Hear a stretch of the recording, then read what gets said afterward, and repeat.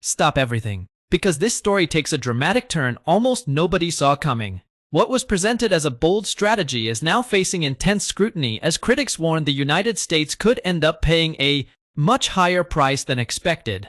Is this a political masterstroke or the beginning of a costly mistake? Stay with us, because the biggest revelations are still ahead, and the final details may completely change how you see this entire debate. Before we continue, hit subscribe right now and turn on notifications. If you enjoy sharp political analysis without missing the biggest developments, this is exactly where you need to be. Join thousands of viewers who never miss the stories everyone else is talking about. Donald Trump's tariffs are going to turn Canada into a third world country. Without exaggeration, we will soon be better known as Snow Mexico. So first, what is a tariff? A tariff is an import or export tax, meaning anything that goes into America being sold to an American company or individual will have a 25% federal tax added to it to be paid by the person who is buying the product. Now, again, this doesn't mean Canadians will have to pay 25% more, but what it does is it prices us out of the international market when it comes to America. Americans will just no longer buy anything from Canada. To put it into perspective as to how big of a deal this is, roughly 60% of our international trade is with America, and that accounts for 40% of our overall GDP. So our trade with America is almost half of our entire economic productivity, which is about to just be wiped off of our spreadsheet. And again, to really hammer in how serious this is, Doug Ford has said that his team has already advised him that he can expect unemployment numbers to go up by 500 to 600,000. Ontario's current unemployment is 600,000, meaning our unemployment is expected to double in the face of these tariffs and will definitely reach double-digit percentage-wise. Now, why are these tariffs being put in place? Donald Trump has cited our border as the issue. Over the recent years, the number of individuals being apprehended at the Canada-U.S. border that are on terrorist watch lists has skyrocketed. So to put as a comparison, it's roughly 350 individuals on terrorist watch lists apprehended at the Canada-U.S. border compared to 150 at the Mexico-U.S. border, meaning Canada is now the preferred route into America for terrorist and criminal organizations because of our lax immigration policies. For instance, Trudeau has turned Canada into an open border experiment over the last few years. Even just today, the Globe and Mail reported that 50,000 international students have not been showing up for class, meaning we have people that just, come here due from international student status and buy their way into Canada, essentially, and then just disappear once they're here. Even India has launched an investigation into the amount of Indians that come here with programs like our international student program and then immediately illegally cross into America. Also, our asylum program is a massive issue. People come here, they actually, here's a rock solid case, is the Ahmed Al-Didi case, who was granted Canadian citizenship after, despite being on video dismembering a victim for ISIS. He came here as an asylum seeker and did the whole year too long process of that and then got granted Canadian citizenship. So again, this isn't the vast majority of them that are doing this, but the small number of them that are just slipping through the cracks because Canada is run by absolute imbeciles. So again, this is going to absolutely decimate Canada's economy. Every single province and territory in Canada is a larger trading partner with America than any other province. So each independent province trades with America more than anyone else in Canada. This is not minor at all. And what is our current state of governance? Well, we've got a government that is holding Canada hostage to prorogation. So in order to avoid a no confidence vote, there is no practical reason for this as far as needing to be done, other than just to try to retain power for the Liberal Party, so that they can shoehorn Mark Carney in as Justin Trudeau's replacement. So we've gone from having a World Economic Forum puppet to a World Economic Forum script writer become the Canadian Prime Minister. And all of the exact same policies that have created the scenario where these tariffs are getting put on us, like, say, the open border policies, are just going to continue. I know Trudeau said he was pulling back, but he hasn't, and he won't. And neither will his replacement. And, you've got people like Doug Ford and Ottawa saying that we should go to economic war with America, despite the fact that we are completely dysfunctional. And you know what? I typically agree that you should negotiate through strength, and that you shouldn't, just take a fetal position when somebody is attacking you. But the hard truth is that over the last 10 years, Canada's economy has been decimated to the point that we don't have strength to negotiate from. We are the equivalent of somebody that has atrophied and now can't get out of a wheelchair. For the last 10 years, our GDP per capita has completely stagnated, if not declined. The only reason we are growing economically is because we are pouring people into this country, and which is causing way more second and third order consequences than it is solving of problems. But I guess the one silver lining here is that I think the border issue is a real issue for Trump. However, I also think this is just a vendetta against Trudeau, and I think that he is likely using this whole scenario as a squeeze point in order to root out the Liberals from leadership in Canada, so that he can have a, let's say, a competent leader to actually negotiate with. So one can hope that that's the scenario, and that Canada will truly feel the pressure from this tariff incident. But we've got a government that seems to rather rule over ashes than give up power. So we'll see how this all plans out. But I'm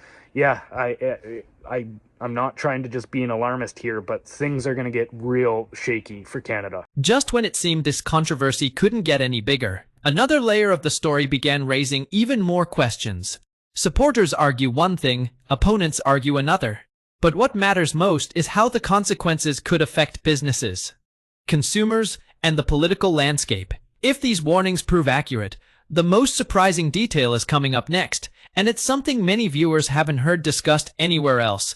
Before we reveal it, make sure you've subscribed and turned on notifications. Every day we break down the biggest political stories, separate the claims from the facts, and keep you ahead of the headlines. If you don't want to miss what's coming next, subscribe now and stay with us until the end. This will piss off Trump voters in Michigan who work in any sector, industrial sector, across the bridge from Windsor, Canada, in Detroit. We have one bridge between Windsor and Detroit in which all the imports and exports and all the individuals traveling back and forth must travel. It's old, it's congested, it's got problems. And then we have a really dilapidated tunnel underneath the Detroit River in really bad shape as well. So for years, Canada has foot 100% of the bill to build a state-of-the-art bridge that will last over 100 years. To get traffic moving back and forth, to serve all the manufacturing and distributors and everything on the Detroit side. Well, pretty much all over the Midwest. We need to move product back and forth between Canada and the United States. Well, this old bridge is owned by a very corrupt MAGA family, the Maroon family. And on January 16th of this year, they made a $1 million donation to the Make America Great Again PAC. Hours later, a meeting was set up for February 9th between the Maroons and Howard Lutnick. You know, the guy who came up with the tariffs that decimated our economy, the guy that's all over the Epstein files, that spent time on Epstein's Island. And hours after meeting with the bridge owner and Lutnick, Donald Trump posted all over Truth Social that the bridge will not be opening until Canada gives the United States 50% stake in that bridge. And now it remains unopened. 50% stake when Canada paid for 100% of it. And that's Donald Trump's pay to play to only serve him and his allies. And all the rest of us are fucked. Donald Trump just said this in front of the United Nations, and it's relevant not just for Canada, but for the world. Watch this. Both the immigration and their suicidal energy ideas will be the death of Western Europe if something is not done immediately. This cannot be sustained. Is the number one political issue of our time, the crisis of uncontrolled migration. It's uncontrolled. Your countries are being ruined. The United Nations is funding an assault on Western countries and their borders. In 2024, the UN budgeted $372 million in cash assistance to support an estimated 624,000 migrants journeying into the United States. Think of that. The UN is supporting people that are illegally coming into the United States, and then we have to get them out. The UN also provided food, shelter, transportation, and debit cards to illegal aliens. Can you believe that? Canada is doing the exact same thing. They give per diems, they give them free hotels, they give them free food. They even give them money for clothes. And to top it all off, you have a certain amount of children, you get a bonus too. And he is right. This is suicide. Suicide for a country. It will destroy the very fabric of our society having this type of uncontrolled migration. When you do mass importation of people who do not conform to North American standards and they bring their culture's habits, and that's the important part, their habits, and do not integrate in our society, we have a problem. Take this from an immigrant. I come from a third world country, and even though our values in El Salvador are Christian based, I can tell you the values of some of the other countries of what we're mass bringing in, it's going to be a problem. It already is becoming a problem. There's a reason why our crime is completely out of control. We're getting to the point now where judges are giving lighter sentences to immigrants so they don't get deported, so their chances don't get taken from them to become Canadian citizens. We don't need them as Canadian citizens. There's no moral obligation for us to give this to them. Take a wild guess at what the Liberals decide to do. They introduce something called Bill C-3. It gives an unprecedented chain of mass citizenship that makes it easier for people to become Canadian citizens. People can pass along the ability to become a Canadian citizen to children born abroad beyond the first generation. Some of the things that the MPs are talking about in the House are insane. It's going to destroy our country, I promise you. What does America look like if Donald Trump attacks or invades Canada? Now, in the last few days, it's been more and more clear that Trump is doing this not just because of oil nor minerals. He's doing it because these leaders of these other countries are not bowing down to him. Cuba, Colombia, Venezuela. He was apparently very angry that Maduro was dancing on New Year's Day. We're learning more about what led to the president's decisive actions, and it could have been Maduro's dancing. It's also that people have put into his stupid fucking melted brain that he can be the emperor of the Western Hemisphere. And he likes that because he's a pathetic fucking toddler. So Canada is clearly part of the hemisphere. Now, if he does that, this is hypothetical, of course, but there would be a brutal fear campaign enacted by Canadians down in the United States. They would not be able to protect the border, so Canadians would be able to just kind of trot into the US and start attacking. Now, it wouldn't be the people, it would be infrastructure. It would be going after elected officials, but it would be designed to scare the people of the United States. Say that happens. What's Trump's approval rating then? 26%? Because it's like low to mid 30s right now. So that means that every single American would be living in fear, looking over their shoulder, looking for Canadians. We look and sound exactly like Americans. Wouldn't be able to pick us out of a crowd. It'd be impossible to push back against this, right? Like you could catch a few Canadians, but overall, it would continue until Americans decided that they were fed up. Now, it's not hard to get rid of this administration. It just takes a few Republicans to vote to impeach and remove. How long do you think they're going to last if they start being attacked personally by Canadians? Like, it would be brutal. And it wouldn't be to attack the people. It would be to attack the people who attacked Canada. They keep saying that we need Canada, we need these countries for national security. How do you think Canadians are going to act when our country is invaded, is attacked? It's not going to be pretty. I think people in his administration would start dropping like flies, either quitting or worse. And it wouldn't last that long. It would be the end of Donald Trump and his entire administration, because Canadians, we are not nice when we are attacked. Just look at the history books. So what do you think? What do you think the United States would look like if they attacked Canada? It would not be pretty. Let me know your thoughts. All right, I can't hold it back anymore. To all of my fellow Canadians, if you don't think that we're going to become part of the U.S., you're delusional. When Trump called Trudeau, Governor Trudeau, that was it. He knew he was going to take over Canada. Whether you want it to happen or not, it's going to happen. The biggest trade partner, the U.S., they're not getting any of our shit. So we're not really exporting anything because we've been relying on the U.S. We're giving more money to the immigrants that come into this country than to our own Canadian citizens.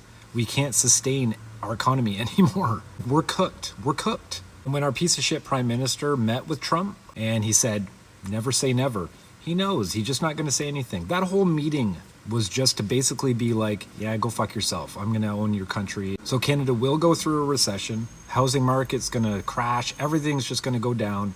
And Trump's going to swoop in and he's going to take it over. So life as we know it is going to be completely different. And you don't have to believe me. And you know what? At this point, I'm so fucking mad at our leaders for completely destroying and corrupting an entire fucking country. So you know what? Bring it on. I'll become fucking American. Instead of, how are you, buds? It'll be, howdy.